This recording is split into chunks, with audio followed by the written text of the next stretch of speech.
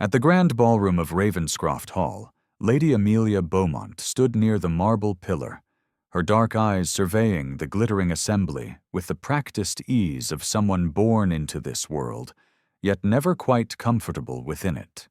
At 22, Amelia possessed what her late mother had called an unfortunate combination of beauty and brain. Auburn hair that caught the light like burnished copper, a figure that turned heads in any room, and a mind sharp enough to make most gentlemen uncomfortable.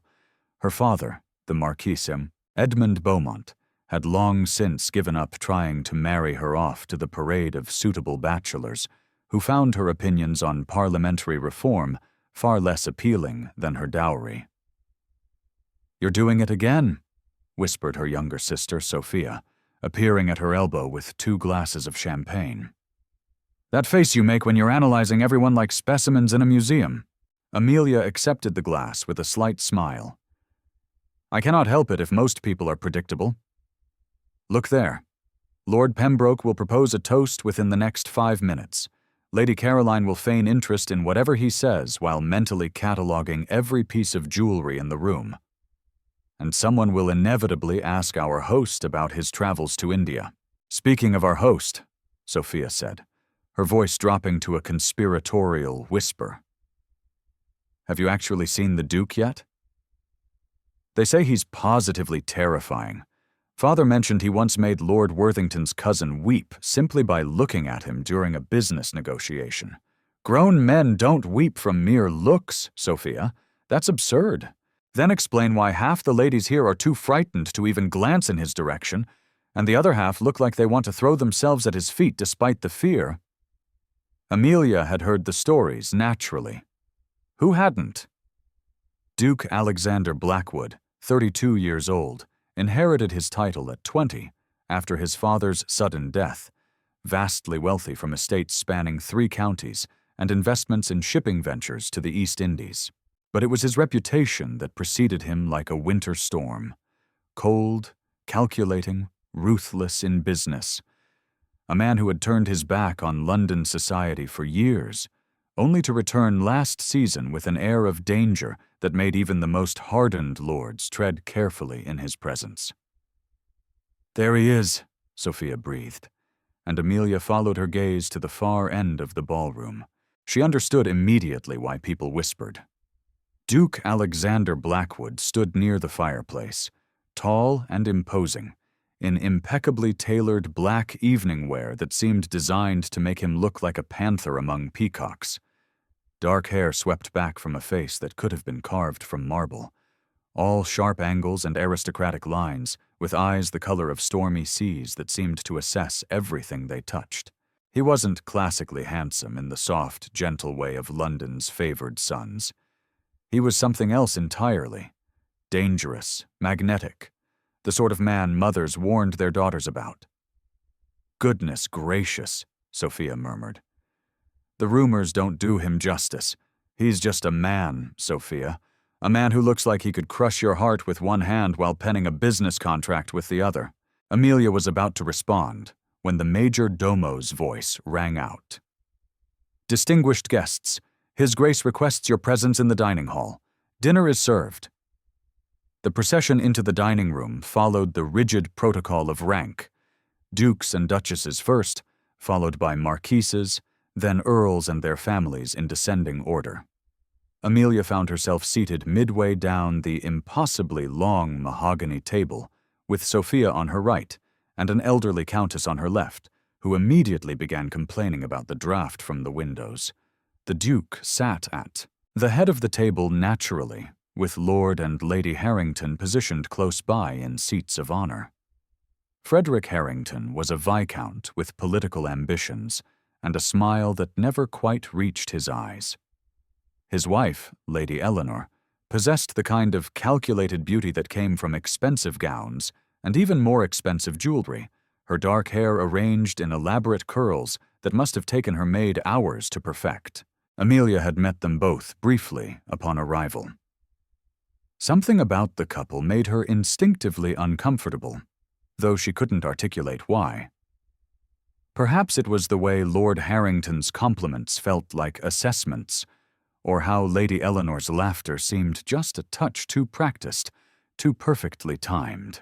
The first course arrived, a delicate consommé that steamed in fine porcelain bowls. Conversation flowed around her in waves of meaningless pleasantries. Lady Pembroke discussed her daughter's upcoming presentation at court. Lord Langley debated the merits of a new irrigation system for his Devonshire estate. Sophia kicked Amelia under the table and nodded toward a young gentleman across from them who'd been staring for the past 5 minutes. "Farcitu Henry Fairmont," Sophia whispered, "heir to the Fairmont textile fortune. Father mentioned him last week. Father mentions many gentlemen. I'm not a racehorse to be auctioned." "No, but you are 22 and showing no signs of accepting any proposals. At this rate, you'll end up like Aunt Felicity, living alone with 12 cats and a parrot named Nelson. Aunt Felicity is perfectly happy, and Nelson is excellent company." The second course arrived, then the third. Amelia found herself relaxing slightly, the wine and food softening the edges of her usual social anxiety. Perhaps this evening wouldn't be as tedious as she'd feared. Perhaps her thoughts stopped abruptly. Lady Eleanor Harrington had risen from her seat, ostensibly to speak with a friend several chairs away, but as she passed behind the Duke's chair, Amelia caught a movement so quick, so subtle that she almost dismissed it as imagination. Almost. Lady Eleanor's hand, concealed within the folds of her silk gown, withdrew something small, a tiny glass vial, no larger than Amelia's thumb. The movement was practiced, smooth, the gesture of someone who'd rehearsed this moment. As Lord Frederick engaged the Duke in animated conversation about shipping routes, gesturing expansively enough to draw attention, his wife's fingers moved with surgical precision. The vial tipped. A clear liquid, barely visible, just a few drops, splashed into the Duke's wine glass. Amelia's heart slammed against her ribs. Time seemed to slow, each second stretching like honey. Lady Eleanor slipped the vial back into her gown, her expression never changing, her smile remaining perfectly in place. Lord Frederick laughed at something the Duke said, his hand clapping Alexander's shoulder in a gesture of false camaraderie. No one else had seen. The entire room continued their conversations oblivious. The Duke reached for his wine glass. Amelia didn't think. She simply moved, rising from her chair so quickly it scraped against the floor. She crossed the space between her seat and the Duke's in 4 swift strides. Conversation stopped. Heads turned. She felt the weight of dozens of eyes, but her focus remained fixed on that wine glass rising toward those stormy sea eyes. "Don't drink that," she whispered urgently, her hand shooting out. The wine glass tilted. Red liquid spilled across the pristine white tablecloth in a spreading stain that looked disturbingly like blood. The crystal struck the table with a sharp crack, but didn't shatter. Silence crashed over the room like a physical force. The Duke's eyes, those infamous, stormy, cold eyes fixed on her face. Up close, they were even more intense than she'd imagined, containing depths that seemed to calculate 1,000 possibilities in the space of a heartbeat. "Lady Amelia," he said, his voice a low rumble that seemed to vibrate through her bones. "That was my wine. It was poisoned." The words left her mouth before she could consider the consequences. Gasps rippled through the assembled nobility. Someone's fork clattered against china. Poisoned. Lady Eleanor's voice rose in shocked indignation. "What a preposterous accusation. Your Grace. I'm terribly sorry, but it seems Lady Beaumont has had too much wine herself. The poor dear must be confused." Lord Frederick stood, his face reddening. "This is outrageous. My wife and I are guests in this house, and we're being slandered by this hysterical girl." "I am neither hysterical nor confused," Amelia said, her voice steady despite the trembling in her hands. "I saw Lady Harrington add something to the Duke's wine from a small vial just moments ago, as she passed behind his chair. You saw no such thing. Lady Eleanor's hand flew to her chest in theatrical shock. I was merely greeting Lady Worthington. I never went near His Grace's glass. You're mistaken, child, Lord Frederick said, his tone dripping with condescension. These dinner parties can be overwhelming, especially for young ladies of sensitive constitution. Perhaps you should retire to the drawing room and rest. Amelia felt heat rise to her cheeks, not from embarrassment, but anger. I am not mistaken. I know what I saw. This is absolutely scandalous, Lady Pembroke announced to no one in particular.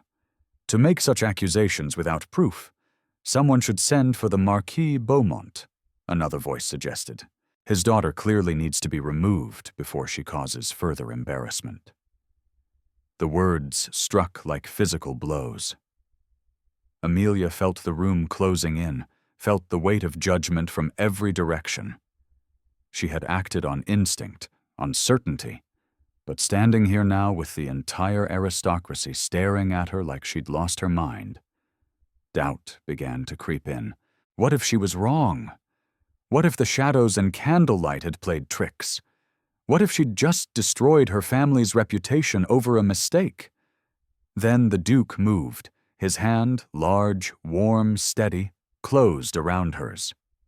The gesture was gentle but unmistakable. Every eye in the room tracked the movement. Alexander Blackwood stood slowly, his considerable height making everyone else seem small by comparison. He didn't release Amelia's hand.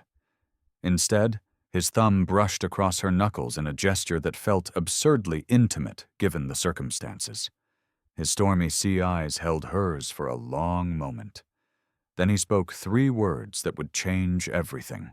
"I believe you!" The room erupted. "Your Grace, surely you cannot!" Lord Harrington sputtered.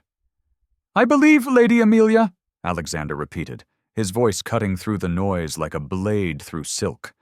"And I suggest we investigate this matter thoroughly before anyone leaves this house." Lady Eleanor's face had gone pale. "This is ridiculous. We are your guests. We've known your family for 20 years. 20 years? Or 20 minutes? Attempted murder carries the same weight." The Duke's voice remained calm, but something deadly lurked beneath the surface. "Lord Harrington, I suggest you and your wife remain in the drawing room while I send for a physician to test the wine. If Lady Amelia is mistaken, you'll have my sincerest apologies and any recompense you desire. And if she's not," Lord Frederick's face had turned from red to ashen, "then you'll have a very different conversation with the magistrate." The Harringtons exchanged a glance, quick, panicked, speaking volumes. Then Lady Eleanor did something that sealed their fate. Her hand moved toward the hidden pocket in her gown, where the vial rested. "Don't," Alexander said softly, but with such command that Eleanor's hand froze mid-movement. "Whatever you're reaching for, I suggest you reconsider." Lord Frederick grabbed his wife's arm. "We don't have to tolerate this humiliation. We're leaving." "No one is leaving," the Duke said. And though he didn't raise his voice, something in his tone made it clear this wasn't a request. He looked toward his butler. "Jameson, send for Dr. Whitmore immediately and ensure that Lord and Lady Harrington's carriage is temporarily unavailable." "Your Grace," Lord Frederick's voice cracked, "you cannot hold us prisoner in your home. I can do whatever is necessary to protect my household and my guests, which I should note includes determining why someone would attempt to poison me at my own dinner table." Alexander's eyes were chips of ice.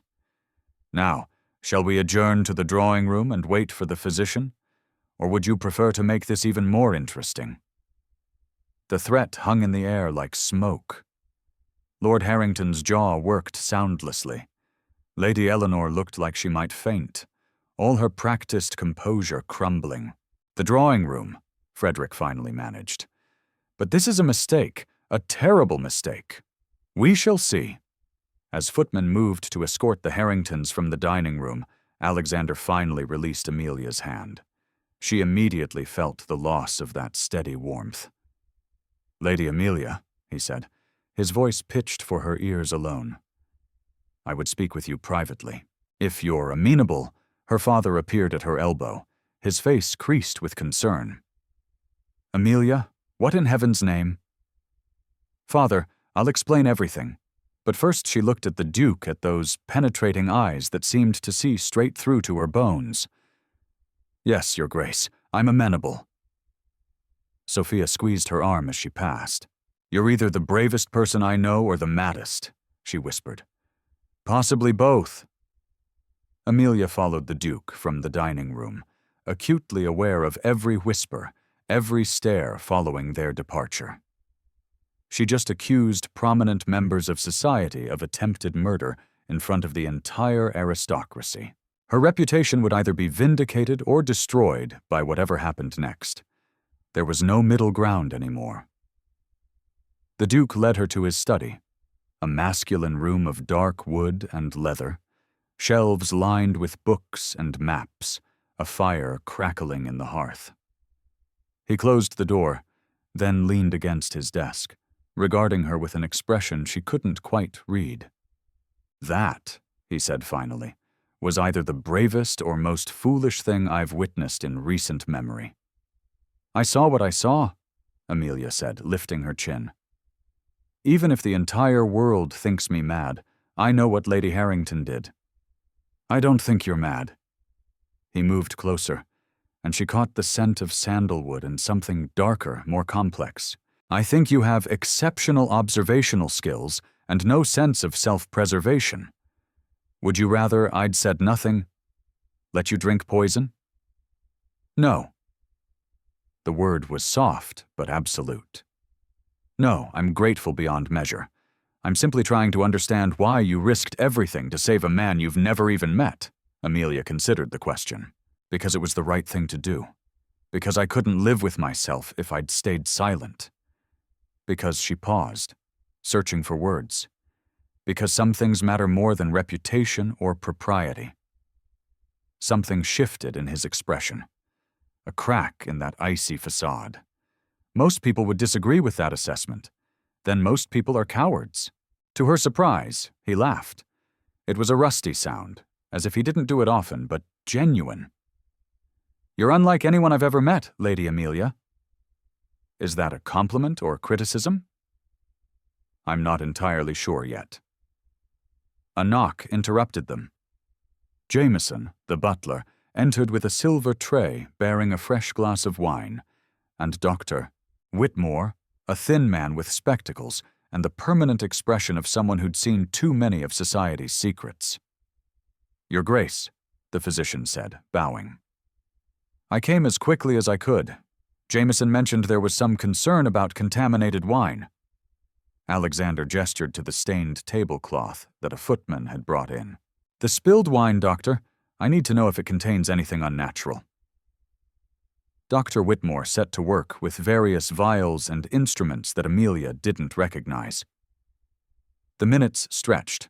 Alexander stood perfectly still, his attention divided between the doctor and Amelia in a way that made her pulse quicken. "Finally, Doctor." Whitmore looked up, his face grave. "Your Grace, there is definitely a foreign substance in this wine. Based on the color change in my reagent test, I'd say it's most likely arsenic. Not enough to kill immediately, but enough to make you violently ill. Continued doses over time would be fatal." The room seemed to tilt. Amelia grabbed the edge of the desk to steady herself.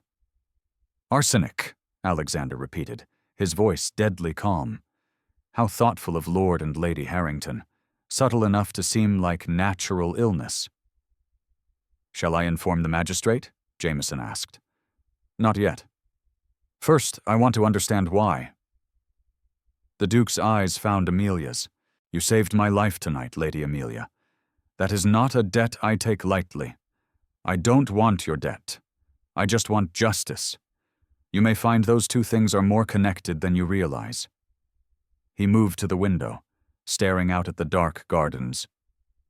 "The Harringtons will deny everything naturally. They'll claim the contamination happened after the wine was spilled, or that someone else had access to my glass. Without the vial Eleanor used, it's her word against yours. Then we search her. Amelia said the vial must still be in her gown. She'll have disposed of it by now, thrown it in the fire, dropped it in a plant pot, given it to her maid to hide. She's not stupid, just desperate. He turned back to face her. This will get worse before it gets better. You realize the Harringtons have friends, influence, connections throughout London society. They'll paint you as hysterical, delusional, a troublemaker seeking attention. I know your reputation will suffer severely. Marriage prospects will evaporate. Invitations will cease. Your father will face pressure from his peers to manage you. Amelia felt each word like a stone dropping into a well, the splash echoing in the darkness. I know, she repeated quieter this time. Yet you don't regret speaking up. It wasn't a question, but she answered anyway. No, I'd do it again. Alexander studied her for a long moment. Something unreadable moving behind those stormy sea eyes. Then he smiled, a real smile this time, not the polite mask he'd worn earlier. It transformed his entire face, made him look younger, almost human. Then I suppose we're allies now, Lady Amelia, because I don't abandon people who save my life, regardless of what society demands. And if the Harringtons want war, I'm more than happy to oblige. What will you do? What I do best. His smile turned sharp. I'll investigate. I'll gather evidence. I'll dismantle their lives piece by piece until they're begging to confess. And you? He moved closer. Close enough that she had to tilt her head back to meet his eyes. You are going to be my ally in this, my partner, which means you'll be spending a great deal of time in my company. Is that a threat or a promise? That depends entirely on your perspective. And what will people say about a young lady spending time alone with the most dangerous duke in England? His smile widened. Exactly what they're already thinking. But by the time we're done, their opinions won't matter. The truth will. Amelia knew she should be frightened, should retreat to safety, to propriety, to the comfortable cage society had built for women like her. Instead, looking into those stormy eyes that burned with purpose and something else she couldn't quite name, she felt only one thing: exhilaration. Then I accept your partnership, your grace. Alexander, he said, if we're to be allies against vipers, you should call me Alexander. Only if you call me Amelia. Very well, Amelia. The way he said her name felt like a caress. Welcome to the most dangerous game in London. I hope you're ready. As she left his study and returned to find her worried father and excited sister, Amelia realized something. Ready or not, her life had just changed irrevocably. The safe, predictable path she'd been walking had ended tonight. Whatever lay ahead would be dangerous, scandalous, and possibly devastating. She couldn't wait. The morning after the disastrous dinner party, Amelia woke to find London society had already passed judgment. It's everywhere, Sophia said, bursting into her bedroom with a stack of morning correspondence. Every breakfast table from Mayfair to Belgravia is discussing what happened last night. And Amelia, it's not good. Amelia sat up, accepting the letters with trepidation. The first was from Lady Pembroke, politely but firmly uninviting her to next week's garden party. The second was from Mrs. Caroline Thornberry, canceling their scheduled visit to discuss charitable work. The third, fourth, and fifth followed similar patterns. Invitations withdrawn, engagements postponed indefinitely, social doors closing with the soft but definitive click of rejection. What does father say? Amelia asked, setting the letters aside. He's in his study. He's been in there since dawn, with Lord Whitmore and Lord Langley. I heard raised voices. Sophia perched on the edge of the bed, her usual cheerfulness dimmed. They're saying terrible things, Amy. That you've always been odd. That you've read too many novels. That you were seeking attention from the Duke by creating a scandal. That's absurd. I was trying to save his life. I know that, too. You know that? But Lord and Lady Harrington have been very busy this morning. They visited half of London's most influential families, telling their version of events. In their story, you're an unstable young woman who became infatuated with the Duke and fabricated the entire poisoning attempt to gain his attention. Amelia felt ice in her veins. That's a complete fabrication, but it's a believable one. Think about it. The Duke is wealthy, titled, and mysterious. You're an unmarried lady known for having unconventional opinions. You spilled his wine in front of everyone and made dramatic accusations without proof. To anyone who wasn't there, who didn't see what you saw, their version sounds more plausible than yours. The physician confirmed there was arsenic in the wine, which the Harringtons claim was added after the wine was spilled, precisely to support your accusation. They're suggesting you orchestrated the entire thing, perhaps even poisoned the wine yourself after knocking it over. Sophia grabbed her hand. I know it's monstrous, but that's what they're telling people. A knock at the door interrupted them.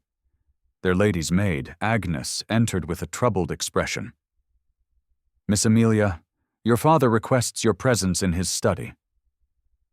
Immediately, the walk down the corridor felt like a march to the gallows.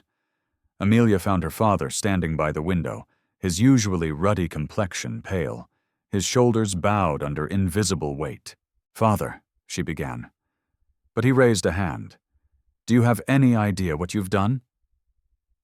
His voice was quiet, which somehow made it worse than shouting. In one evening, you've managed to make our family the subject of the most scandalous gossip London has seen in years. I saved a man's life. You accused respected members of society of attempted murder without a shred of proof. The physician found arsenic, which proves nothing about who put it there. He turned to face her, and she saw genuine fear in his eyes. Amelia, I've spent the morning fielding visits from some of the most powerful men in England. They're all saying the same thing. Control your daughter or face the consequences. What consequences? Social ruin. Business partnerships dissolved.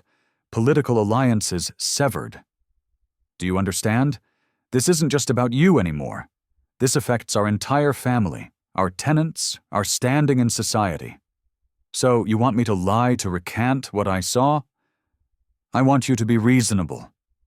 Lord Harrington has offered to let this entire matter drop if you issue a public apology, admitting you were mistaken. I wasn't mistaken. Amelia. Father, I know what I saw. Lady Harrington poisoned the Duke's wine. If I apologize, if I recant, I'm not just lying. I'm letting attempted murderers go free. Her father sank into his chair, suddenly looking much older than his 50 years. The Duke believes you. Did you know that? He sent a message this morning stating in no uncertain terms that he stands by your account of events. Then why? Because belief and proof are different things. Without evidence, without the vial, without witnesses, this becomes a matter of reputation and influence, and in that arena, my dear, we're outmatched. The Harringtons have the support of half the peerage. They've positioned themselves as the wounded parties, victims of a young woman's delusions. Amelia felt tears prick her eyes, but refused to let them fall. What would you have me do? I don't know, he admitted, his voice breaking slightly. I'm trying to protect you, but I don't know how. If you maintain your accusations, society will destroy you. If you recant, you'll have to live with the lie. Either way, your prospects for a good marriage are, he trailed off, unable to finish. Ruined? Severely compromised. A different knock sounded. Jameson, their butler, entered with a silver tray bearing a single card. My lord, the Duke of Ravenscroft is here to see Lady Amelia. Her father and Amelia exchanged glances. Show him to the drawing room, the Marquis said. And Amelia, be careful. The Duke's support is valuable, but it comes with its own dangers. He's not a man known for following society's rules. Perhaps that's exactly what I need right now. She found Alexander standing by the drawing room fireplace, looking entirely too large and masculine for the delicate furniture and pastel walls. He dressed more casually than last night, still impeccably tailored, but in day clothes of charcoal that somehow made his eyes even more striking. "Lady Amelia," he said, bowing. "I hope I'm not intruding." "Not at all, Your Grace, though I suspect my father would prefer you'd sent a letter rather than calling in person. I'm sure he would, but letters can be intercepted, and I prefer to deliver certain messages face to face." He studied her. "You've heard the rumors, as I take it that I'm a mad woman seeking your attention through false accusations." "Yes, I've been informed." "And your response?" "That anyone who believes such nonsense isn't worth my time or consideration." He smiled. That same transformation she'd seen last night. "Excellent answer. Though I should warn you that describes approximately 3/4 of London society. Then I suppose I'll have a great deal more free time for reading." An optimistic perspective. "I like it." He moved closer, his expression growing serious. "I came to tell you that I've hired investigators, discreet ones, to look into the Harringtons' affairs. If there's evidence of their plan, we'll find it, but it may take time. And until then, I'm the villain in their story." "Unfortunately, yes. Which is why I have a proposal for you." Amelia's heart quickened. "What sort of proposal?" "A strategic one. The Harringtons are counting on society's judgment to protect them. They believe that if enough people view you as unstable or attention-seeking, any evidence we find will be dismissed as fabricated. So, we need to change the narrative." "How?" "By making it clear that you have my complete and unwavering support, not just my belief in your account, but my public endorsement of your character and judgment." "Your Grace, Alexander, that will only make the rumors worse.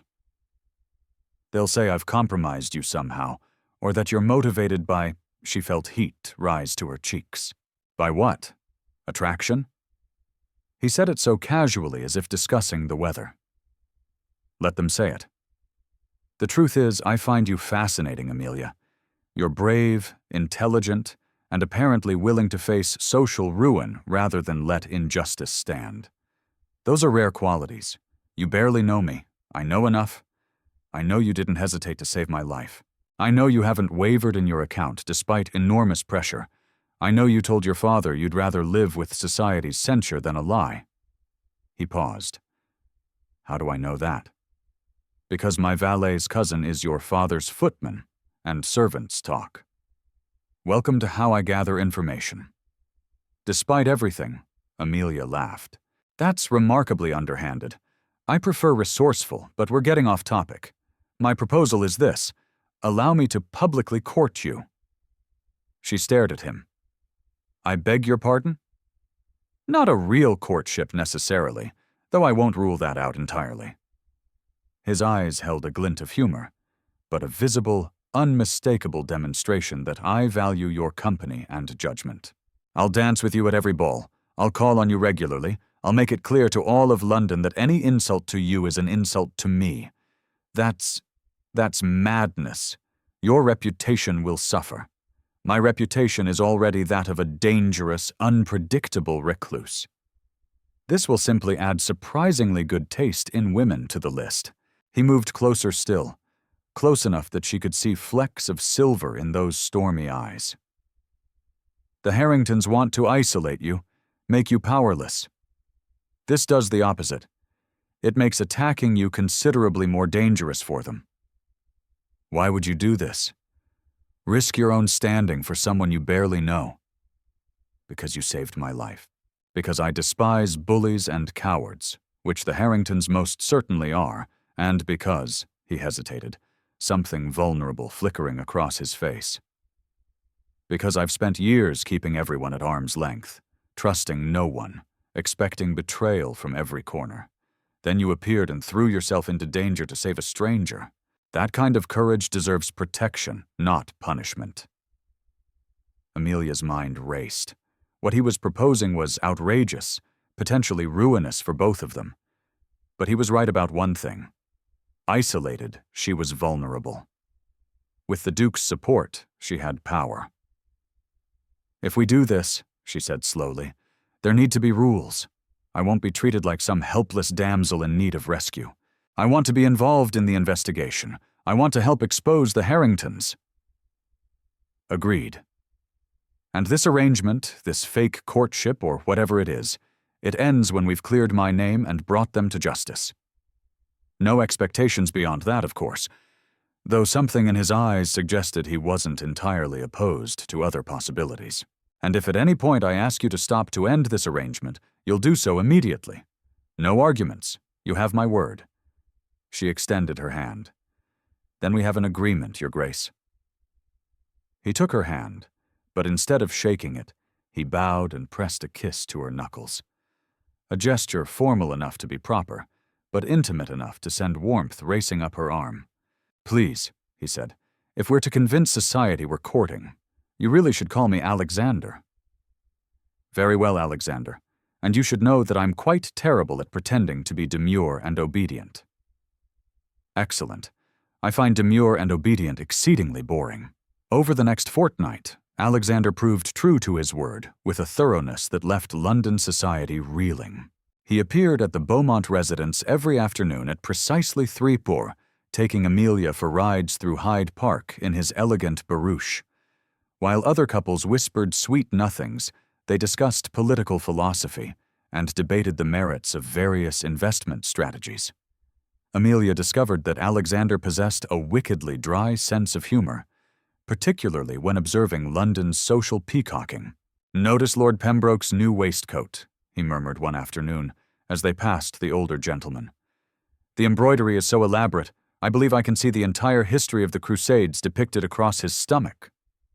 Amelia bit back a laugh. "That's unkind, but accurate. And look there. Lady Caroline is wearing the same gown she wore to Lady Morrison's ball last month.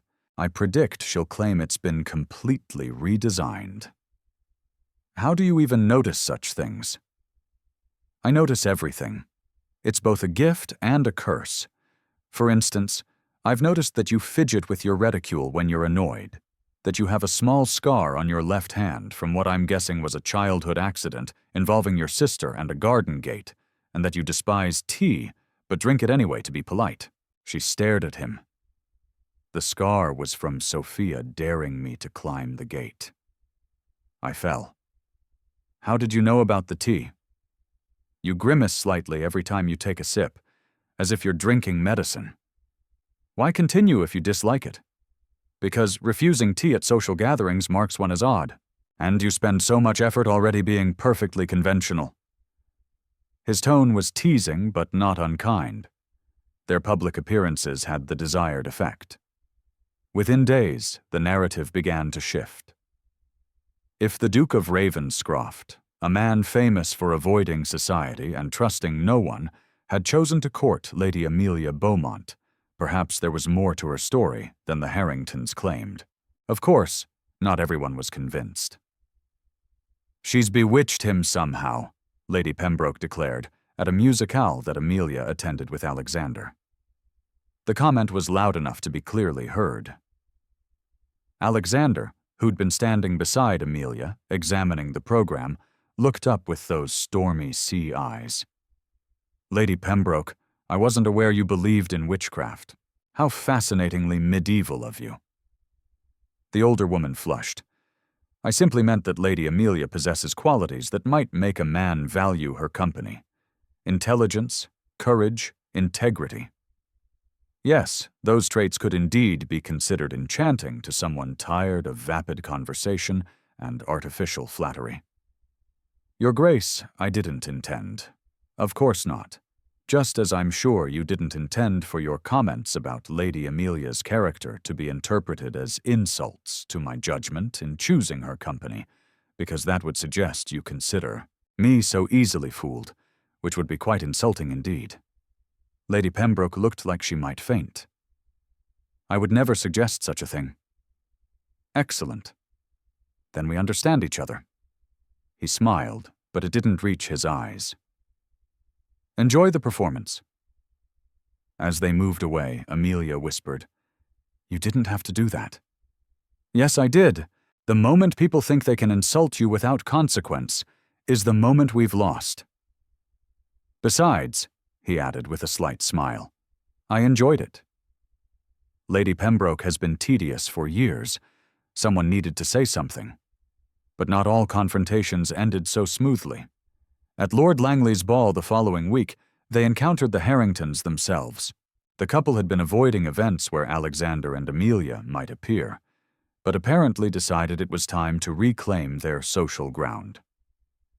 Lord Frederick approached them in the refreshment room, his expression one of wounded dignity. "Your Grace, might I have a word? You may have several, Lord Harrington, though I cannot promise you'll enjoy my responses." Frederick's jaw tightened. "This vendetta against my wife and myself must end. You're a reasonable man. Surely you can see that Lady Amelia was mistaken that night. The wine was tested after it had been spilled and handled by numerous servants. Any contamination could have occurred then. Interesting theory, except Dr. Whitmore confirmed the poison was dissolved in the wine, not added to the stain afterward. The chemical composition was quite clear on that point. Then someone else must have poisoned it before dinner was served. A disgruntled servant, perhaps. My wife and I would never." "Lord Harrington," Alexander interrupted, his voice dropping to a dangerous quietness. "I'm going to give you some advice. Stop talking. Stop spreading rumors. Stop pretending to be the injured party, because the more you protest, the more attention you draw to your actions that night, and I promise you, I will find evidence of what you did. It's only a matter of time. You cannot prove something that didn't happen, can't I? I've already discovered some fascinating information about your financial situation. Gambling debts, Lord Harrington, quite substantial ones. And your shipping investments, the ones you convinced my father to recommend to me years ago. They've all mysteriously failed, haven't they? Yet somehow you've managed to purchase a new estate in Surrey." Frederick's face went pale. "Those are private matters. Nothing is private when attempted murder is involved.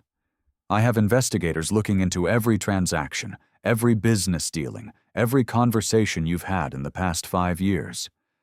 If there's evidence of your plan to poison me gradually, to make it look like natural illness, to forge documents giving you control of my estates, I will find it. That's preposterous. I never."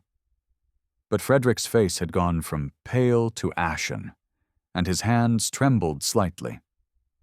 "Shall we test that assertion? I think the magistrate would be very interested in examining your wife's recent purchases from certain apothecaries.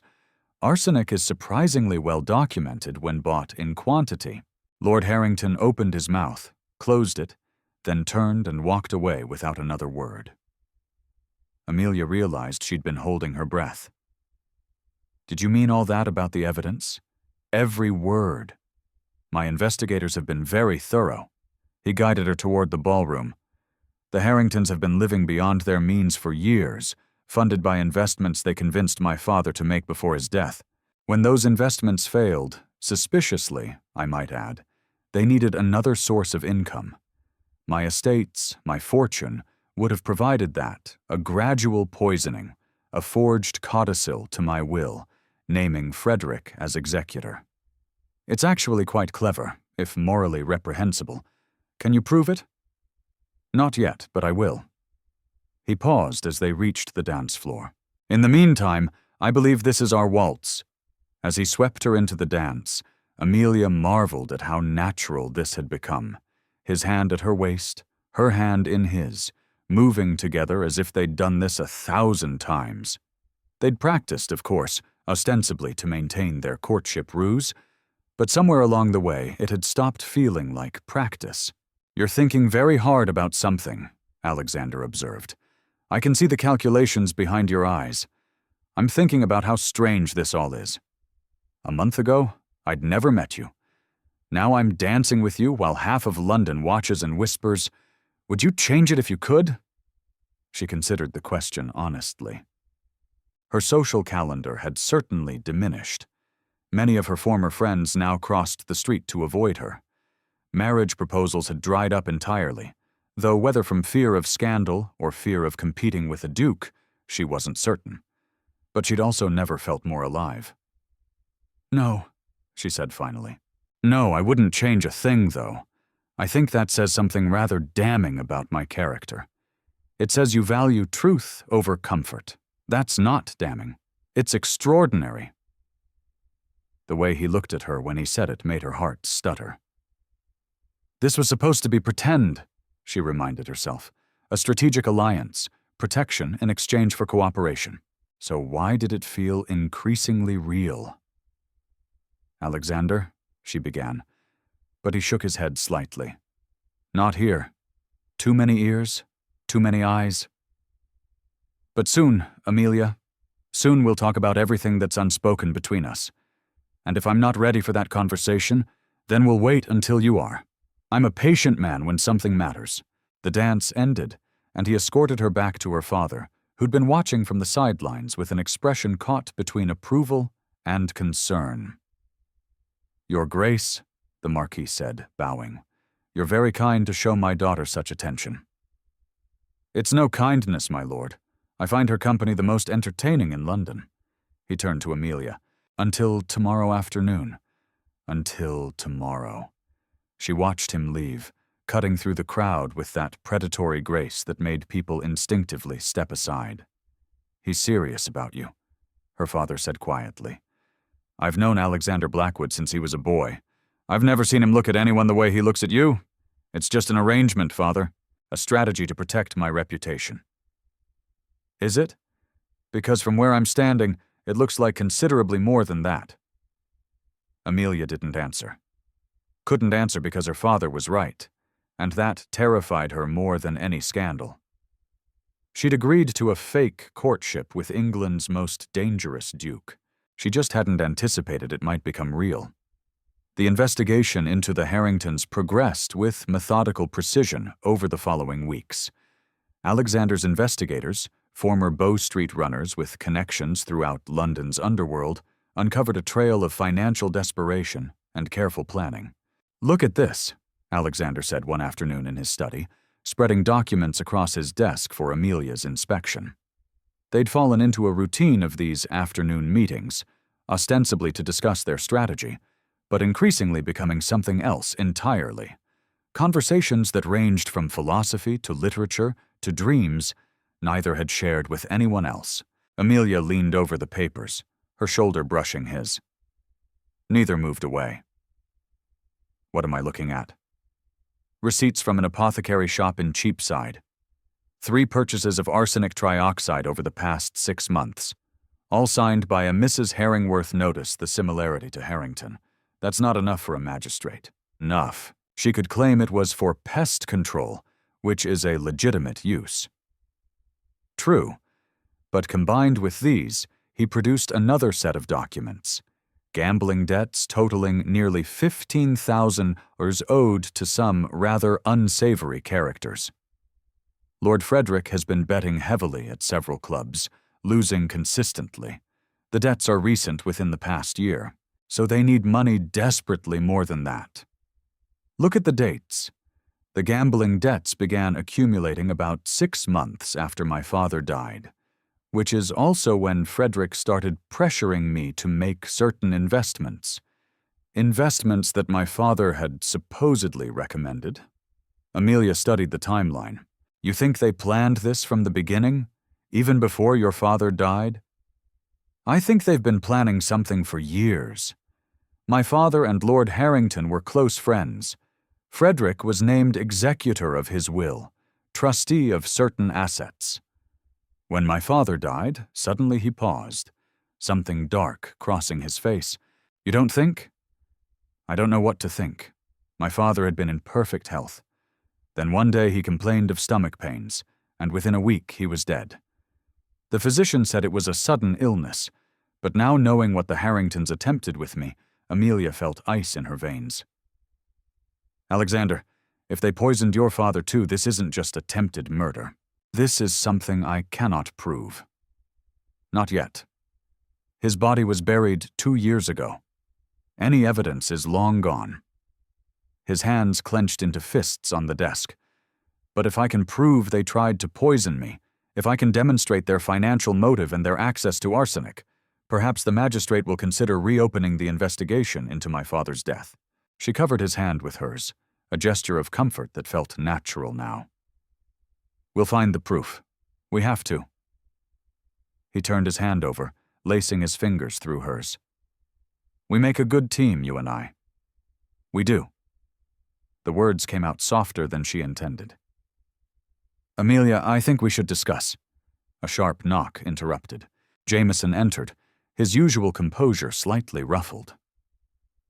"Your Grace, I apologize for the interruption, but there's a rather insistent young woman at the door, claiming she has information about Lord and Lady Harrington."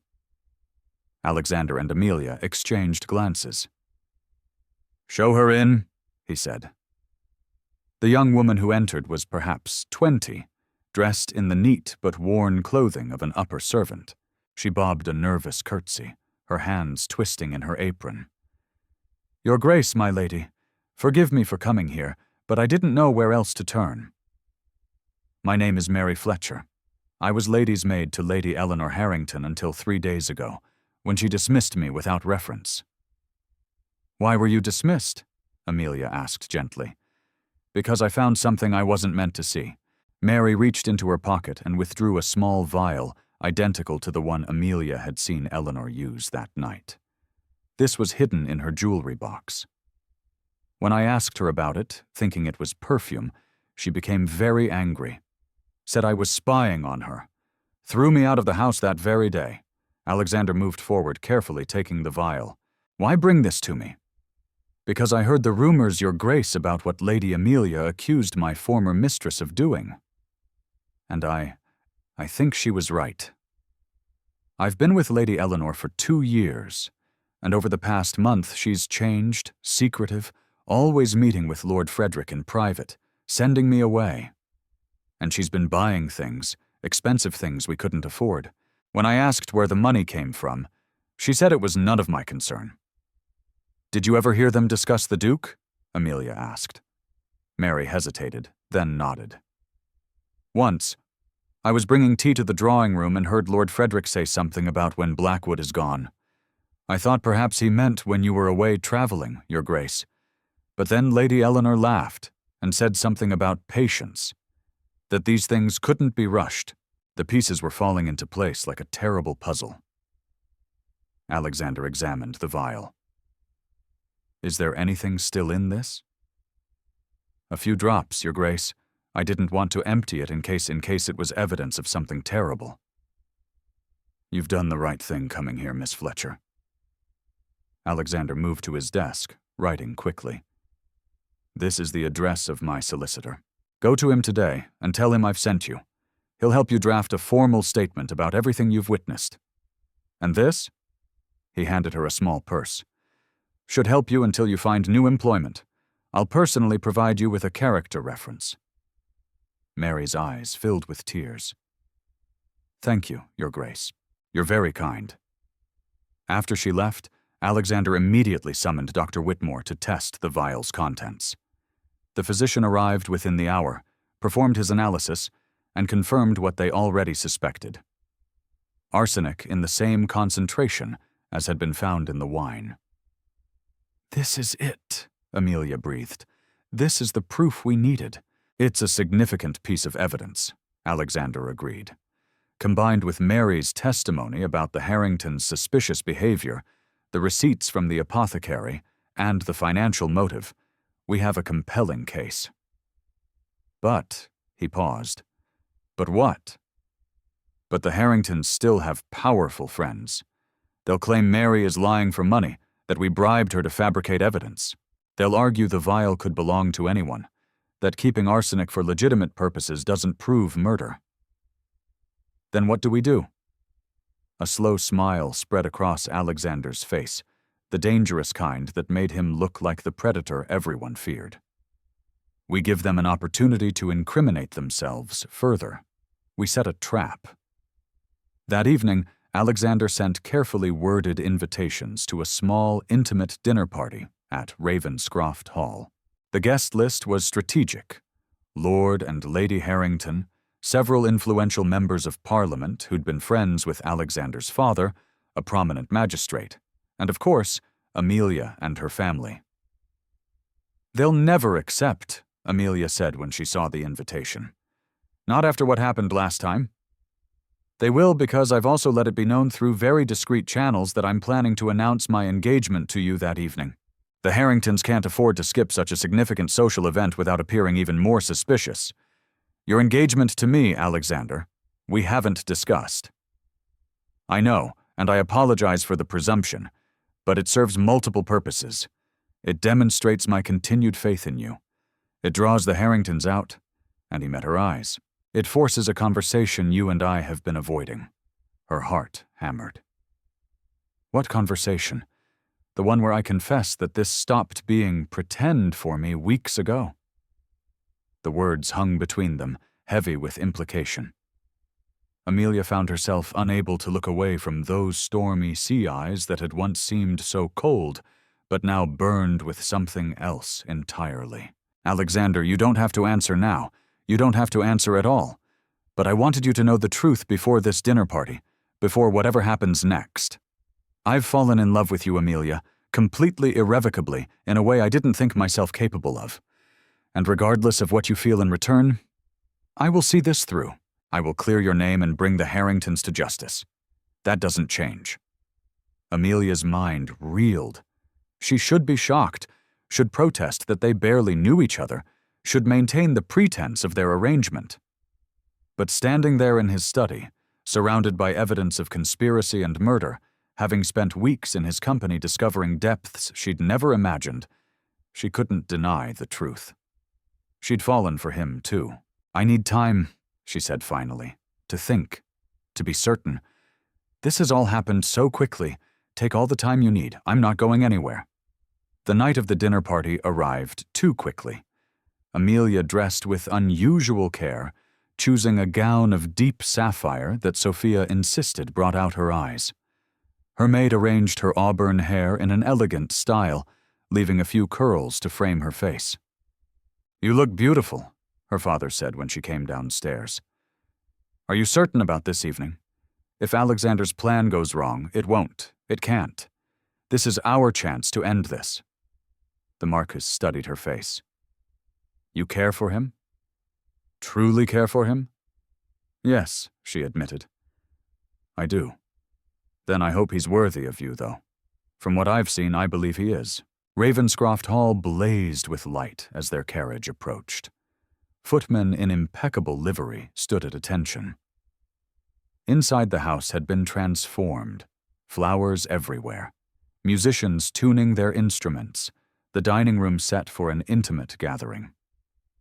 Alexander greeted them personally, impossibly handsome in formal black evening wear. When he bowed over Amelia's hand, his thumb brushed her wrist in a gesture so subtle, so intimate that it sent shivers through her. "You look exquisite," he murmured, too quietly for anyone else to hear. "You're not so terrible yourself." His smile was quick, genuine, high praise indeed. The other guests began arriving. Lord and Lady Harrington came fashionably late, Eleanor resplendent in emerald silk that must have cost a fortune they supposedly didn't have. Her smile was fixed, brittle. Frederick's face showed strain around the eyes. They knew something was wrong. They had to. Dinner proceeded with excruciating politeness. Conversation remained light. Politics, weather, the upcoming season. Amelia noticed Alexander watching the Harringtons carefully, his expression pleasant but his eyes calculating. During the fourth course, he rose, glass in hand. "My friends, I've asked you here tonight for a special reason. As you know, recent events have been challenging. But through adversity, I've discovered something precious. I found someone whose courage, intelligence, and integrity inspire me daily." Eleanor's knuckles went white on her wine glass. "Therefore, it gives me great pleasure to announce my intention to marry Lady Amelia Beaumont." The table erupted in congratulations. Lord Langley raised his glass in toast. The magistrate offered hearty approval. Amelia's father beamed with genuine joy, and the Harringtons looked like they might be ill. "This is wonderful news, Your Grace," Lord Frederick managed, his smile not reaching his eyes. "Though rather sudden, isn't it?" "When one knows, Alexander replied smoothly. "Why wait?" "Indeed, and I suppose all that unpleasantness with the accusations has been resolved." "Resolved?" "No. Investigated thoroughly? Absolutely. The temperature in the room dropped several degrees." Eleanor set down her glass with a sharp click. "Surely you're not still pursuing that absurd matter. A Lady Amelia has admitted she was mistaken." "I've admitted no such thing," Amelia interjected. "I stand by everything I said." "Then you're delusional," Eleanor snapped, her composure finally cracking. "You've bewitched the Duke, somehow convinced him of lies." "Careful, Lady Harrington." Alexander's voice was soft but deadly. "You're speaking about my future wife. Your future wife is a liar and a troublemaker who nearly destroyed our reputation." Interesting choice of words. Nearly. As if our investigation hasn't already accomplished that goal, Frederick stood abruptly. "We don't have to tolerate these insults. Eleanor, we're leaving." "Please do," Alexander said. "But before you go, I thought you might be interested in seeing something." He produced the vial Mary had brought. "Recognize this?" Eleanor's face went chalk white, found in your jewelry box by your former maid, still containing traces of arsenic trioxide, the same compound found in my wine that evening. Rather damning, wouldn't you say? "That's not mine." "She planted it. You paid her to plant it. Did I also pay the apothecary in Cheapside to forge receipts showing someone using a name remarkably similar to yours purchased arsenic on 3 separate occasions? Did I fabricate your husband's gambling debts? Did I invent the financial records showing you desperately needed money you didn't have?" "This is entrapment." Frederick's face had gone purple. "You cannot prove any of this." The magistrate, who'd been listening intently, set down his napkin. "Actually, Lord Harrington, the evidence seems quite substantial. Combined with Lady Amelia's eyewitness account and the physical evidence of the vial and contaminated wine, I believe there's sufficient cause to investigate further." "You're taking his side," Eleanor shrieked.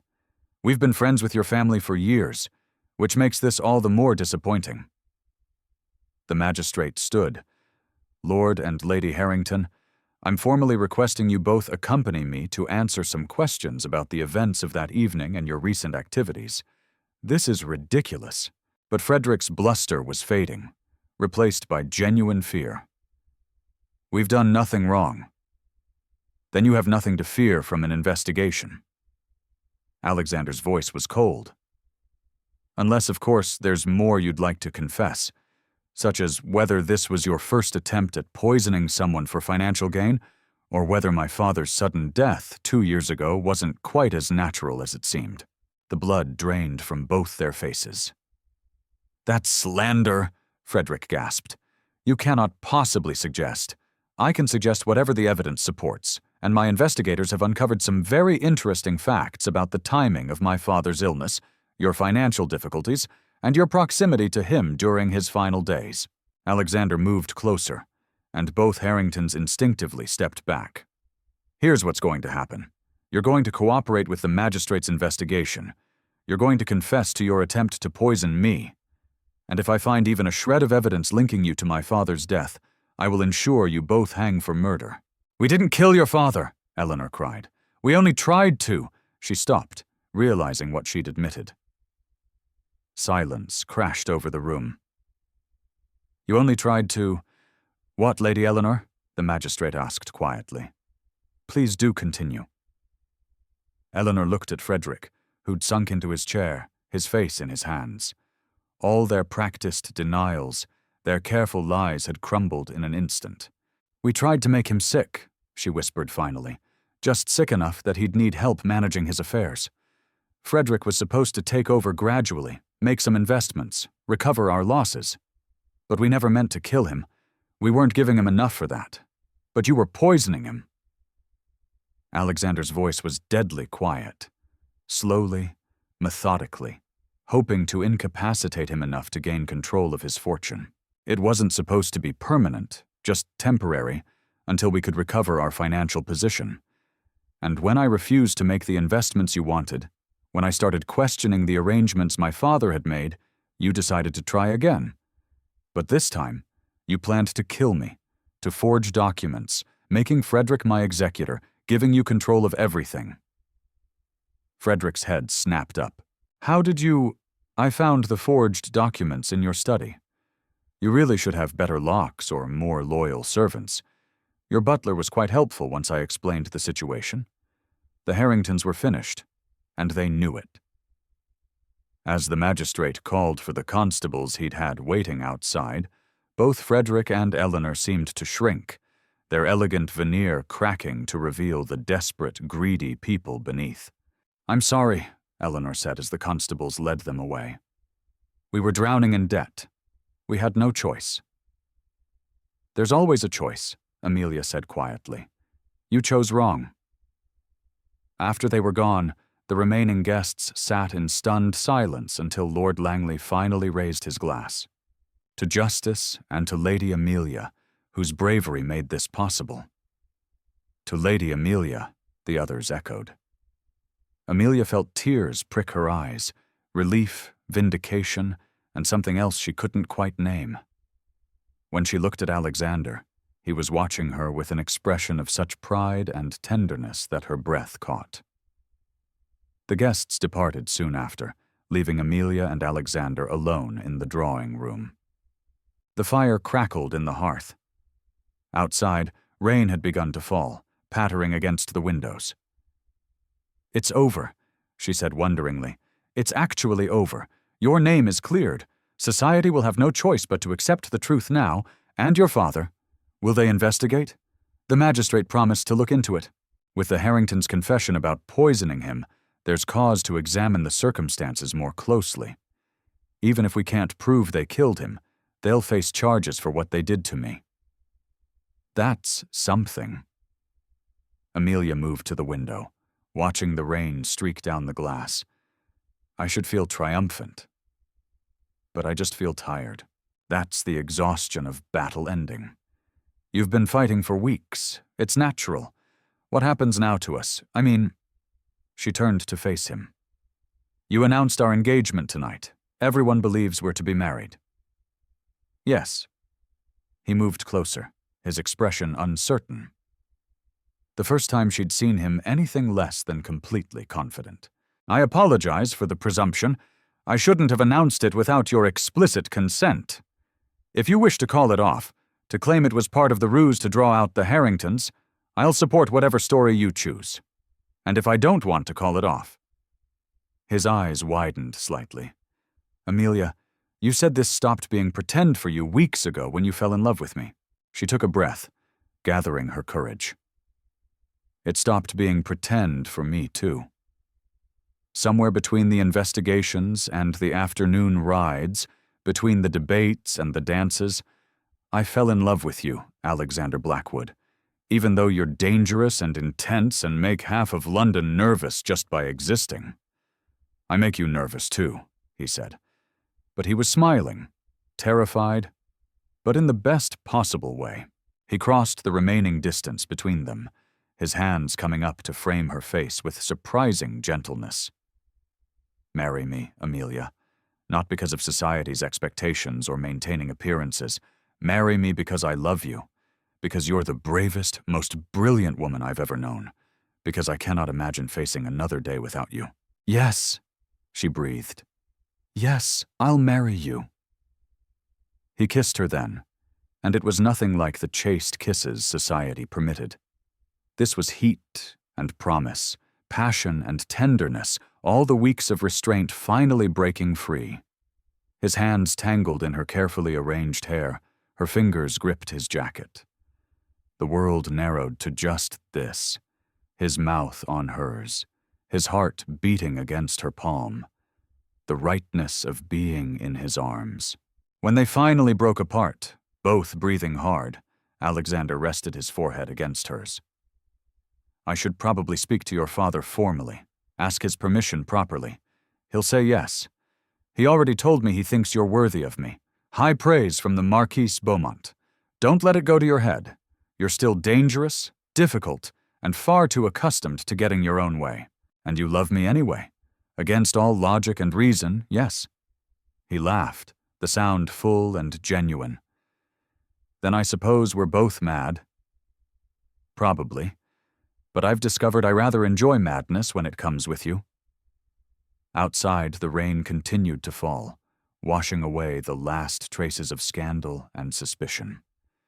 Inside, wrapped in each other's arms, Amelia and Alexander began planning a future neither had dared to imagine just weeks before. A future built on truth, trust, and a love that had emerged from the darkest of circumstances to become something extraordinary. 6 months later, St. George's Church in Hanover Square was filled to capacity with the cream of London society. All gathered to witness what had become the most talked-about wedding of the season. The scandal of the Harringtons' trial, which had resulted in transportation to Australia for both Frederick and Eleanor, had been replaced by fascination with the love story that had emerged from that terrible night. Amelia stood in the vestibule, her hand on her father's arm, looking down the long aisle toward where Alexander waited. Her wedding gown was a masterpiece of ivory silk and delicate lace, but it was the expression on the Duke's face that made her breath catch. Wonder and love and fierce possessiveness all at once. "Ready, my dear?" her father asked softly. "More than ready." The ceremony was beautiful and surprisingly emotional. When Alexander spoke his vows, his voice, usually so controlled, trembled slightly on the words to love and to cherish. When Amelia promised to honor and keep him, she saw his eyes glisten with what might have been tears. Sophia, serving as maid of honor, had to dab at her own eyes with a handkerchief. The wedding breakfast at Ravenscroft Hall was an elaborate affair, but Amelia barely tasted the food. She was too aware of Alexander beside her, his hand finding hers under the table, his thumb stroking her wrist in that gesture that had become their private communication. "Happy?" he murmured, during a lull in conversation deliriously. "Good, because I have a surprise for you." After the guests departed, and they were finally alone in the master suite that would now be theirs together, Alexander presented her with a leather-bound journal. "What is this?" she asked, opening it to find pages filled with her handwriting, essays, thoughts, observations she'd written over the past months. "I may have conspired with your sister to collect your writings. I thought you might consider publishing them. They're brilliant, Amelia. Your insights on social reform, education, women's rights. People should read them." She stared at him. "You want me to publish under my own name?" "Why not? You're a duchess now. You have the social standing to weather any criticism, and the world deserves to hear your voice." Tears spilled down her cheeks. "Has anyone ever told you that you're quite possibly the most remarkable man in England?" "I believe you mentioned it once or twice, usually right before calling me insufferable." "You are insufferable and remarkable." "And mine." "Yours," he agreed, pulling her close. "Always yours." Their first year of marriage was everything Amelia had never dared to hope for. Alexander proved to be an attentive, passionate husband who delighted in her company and encouraged her intellectual pursuits. True to his word, he helped her publish her essays, which garnered both controversy and acclaim. "Listen to this," she said one morning at breakfast, reading from the Times. "The new Duchess of Ravenscroft challenges conventional thinking with unusual directness." Unusual directness, as if having opinions makes me peculiar. "You are peculiar," Alexander observed from behind his own newspaper. "That's why I married you. You married me because I saved your life. I married you because I couldn't imagine living without you. The life-saving was just a fortunate introduction." She threw a piece of toast at him. He caught it without looking up from his paper. "Show off," she muttered. "You love it," she did. Their arguments were spectacular, intellectual debates that ranged from politics to philosophy to the proper way to organize a library. Their reconciliations were even better, passionate encounters that left them both breathless and laughing. "We're terrible at fighting," Amelia said one evening after a particularly heated debate about parliamentary reform had ended with them in bed. "We're excellent at fighting. We're just better at making up semantics. You love semantics. I love you, you impossible man. I know it's my greatest achievement." The Ton, which had initially been scandalized by their courtship, gradually came to accept and even admire the unconventional couple. The Duke and Duchess of Ravenscroft became known for their intellectual salons, their progressive views, and their obvious devotion to each other. "They're still disgustingly in love," Sophia reported after visiting from her own recent marriage to Mr. Fairmont. "It's like watching a romance novel, except somehow more so." Amelia's father, now enjoying his role as grandfather to Sophia's children, smiled. "Some people are simply meant for each other. I recognized it the day Alexander first defended her at that terrible dinner party." 18 months into their marriage, Amelia discovered she was expecting. Alexander's reaction was everything she could have hoped. Joy, terror, and fierce protectiveness all at once. "You're certain you're well?" he asked for the 100th time. "Dr. Whitmore said everything is progressing normally." "Yes, Alexander. For the 100th time, I'm perfectly healthy. You should rest more. Perhaps stop attending so many social events. I'm pregnant, not made of glass, and I have a lecture series to complete on women's education reform. Amelia, don't Amelia me in that tone. I'm growing a human, not becoming an invalid." He pulled her close, his hands splaying protectively over her still flat stomach. "I know.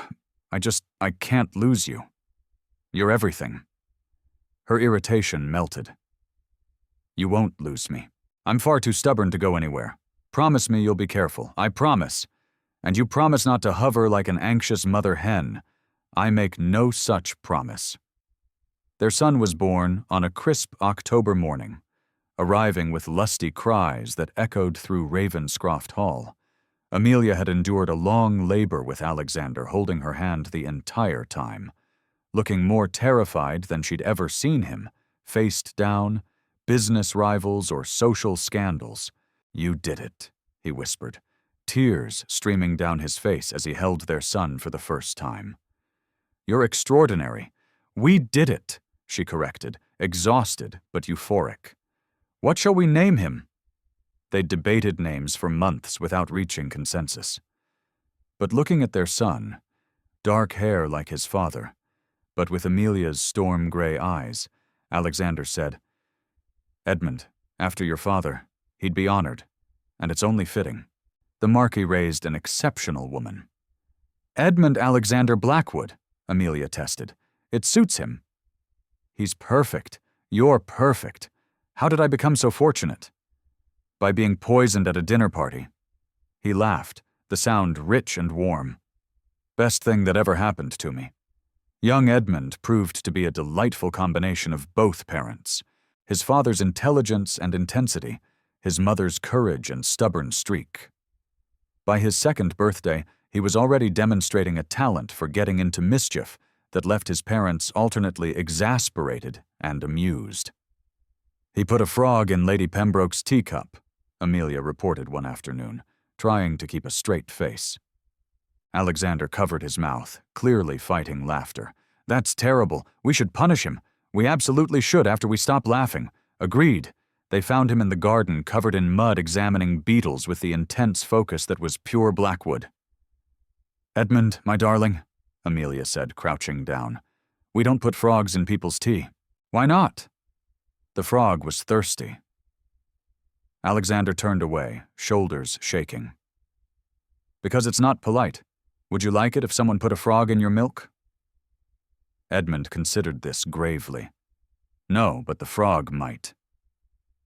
"That's actually a fair point," Alexander managed. "You're not helping," Amelia muttered. That evening, After Edmund had been bathed, fed, and put to bed with a story about brave knights and clever ladies, Amelia and Alexander sat in their private sitting room, her feet in his lap as he massaged them, a nightly ritual she'd come to cherish. "Do you ever think about that night?" she asked. "The dinner party where everything changed." "Every day, though my perspective on it has shifted. It's no longer the night someone tried to kill me, it's the night I met you. Rather dramatic circumstances for a first meeting. Fitting, though, nothing about us has ever been conventional." She smiled, thinking about their journey, from accusation and scandal to partnership and love. "I suppose not, but I wouldn't change any of it. Not even the parts where half of London thought you mad, especially not those parts. They led me to you." He pulled her closer, kissing her softly. "I love you, Amelia Blackwood, more than I thought possible to love anyone, and I love you, my dangerous, impossible, perfect Duke. Perfect. You've definitely hit your head. Perfect for me. That's all that matters." Years passed in a comfortable rhythm of love, laughter, and occasional chaos, courtesy of young Edmund, and eventually his younger sister, Clarissa, who arrived 3 years after her brother with the same determination to conquer the world. The Duke and Duchess of Ravenscroft became fixtures of London society, known as much for their progressive salons and intellectual contributions as for their devoted marriage. Amelia published several more volumes of essays, while Alexander used his influence to champion educational reforms and workers' rights. "We are becoming respectable," Amelia observed one evening at a particularly dull society event. "Heaven forbid," Alexander replied. "Should I start a scandal to remedy the situation? Please don't. I've had enough scandal to last a lifetime." Fair point. On their 10th wedding anniversary, Alexander arranged for them to return to Ravenscroft Hall for a private dinner in the same dining room where their story had begun. The table was set for 2, candles casting the same dancing shadows she remembered from that fateful night. Feeling nostalgic, she asked as he pulled out her chair. Grateful. "I wanted to return to where it all started and remember how fortunate I am. We both are." He poured wine. "A different vintage," she noticed with a smile and raised his glass. "To the woman who saved my life in more ways than one. To 10 years of marriage, 2 remarkable children, and a love I never expected to find. To second chances," she added, touching her glass to his, "and to adventures yet to come." They drank, and then Alexander set down his glass with a slight smile. "I have something for you." He produced a leather box, opening it to reveal a necklace, a stunning piece featuring a deep blue sapphire surrounded by diamonds. "It's beautiful," Amelia breathed. "It belonged to my mother. My father gave it to her on their 10th anniversary. I had it cleaned and reset, but the stones are original. I thought you should have it." Tears filled her eyes. "Alexander, I'm honored. Your mother would be proud of the man you've become. She would have loved you. You're everything. She was brave, brilliant, unwilling to accept injustice." He fastened the necklace around her throat, his fingers lingering on her skin in a way that still made her shiver after all these years. "Do you remember what you said to me?" She asked that first night when I accused the Harringtons. "I believe you." 3 words that changed everything.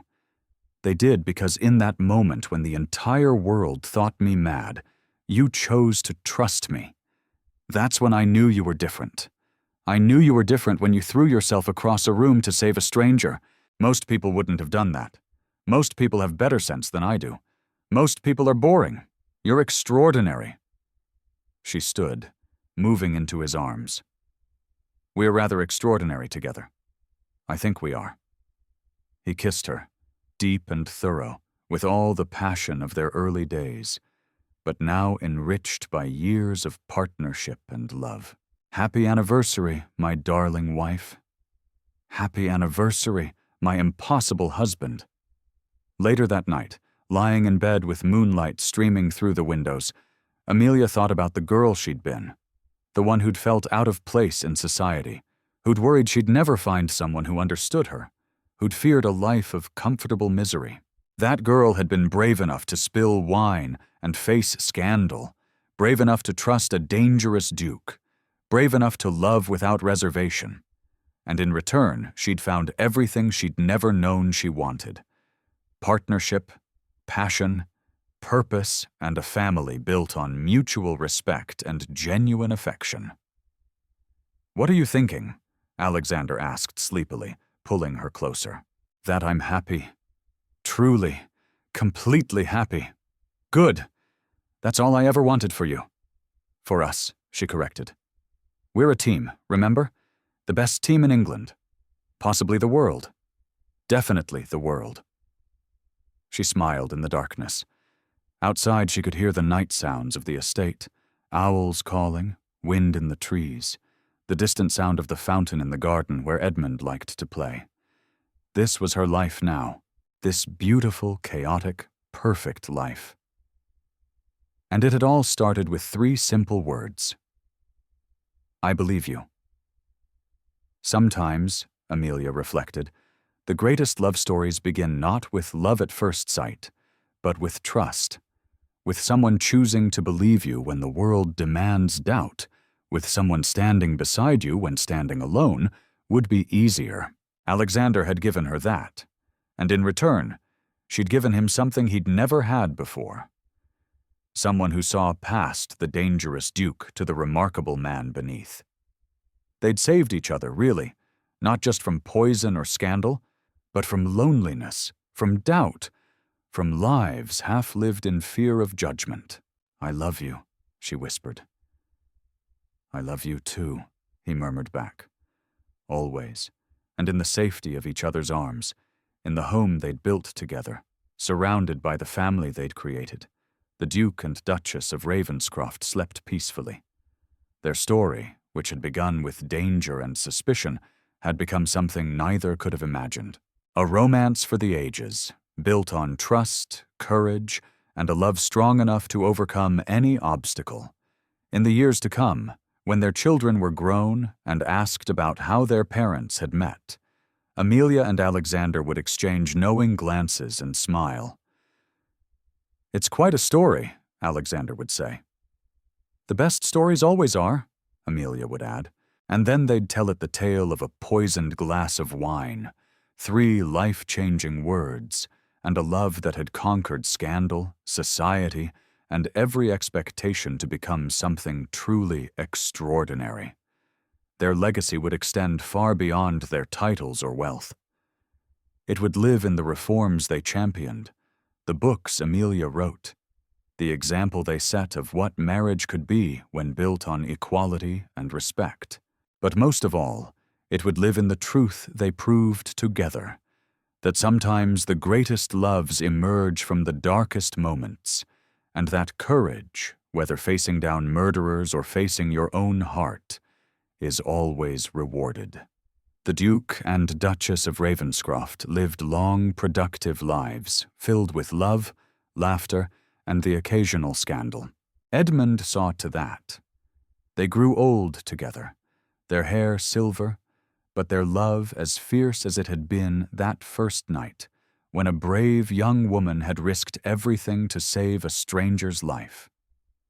And when many years later they were finally laid to rest together in the family chapel at Ravenscroft Hall, the inscription on their shared monument read simply, "Here lie Alexander and Amelia Blackwood. He believed her. She saved him. Together they changed the world." It was, everyone agreed, the perfect epitaph for the perfect love story. This tale, set in the Regency era of England around 1815, amidst the opulent balls and rigid social hierarchies of London and its surrounding estates, imparts a profound moral lesson. True courage is not the absence of fear, but the willingness to act justly despite it, for standing against wrongdoing, even at great personal cost, fosters integrity and can forge unbreakable bonds of trust. it also teaches a vital life skill. Sharpen your powers of observation and quick decision-making in moments of crisis, as these can not only avert disaster, but also open doors to unexpected opportunities for growth, alliance, and enduring fulfillment. The end. Thank you so much for staying with us until the end of this unforgettable love story between Lady Amelia and Duke Alexander. If this tale touched your heart, please subscribe, like, comment, and share. Your support truly from the bottom of our hearts means everything to us and helps us stay motivated to keep writing and sharing more stories of love, redemption, and powerful twists that take your breath away. At the end of this video, a new story suggestion will appear. Click and let yourself be swept away by another emotional romantic journey. See you in the next one. Thank you for being here.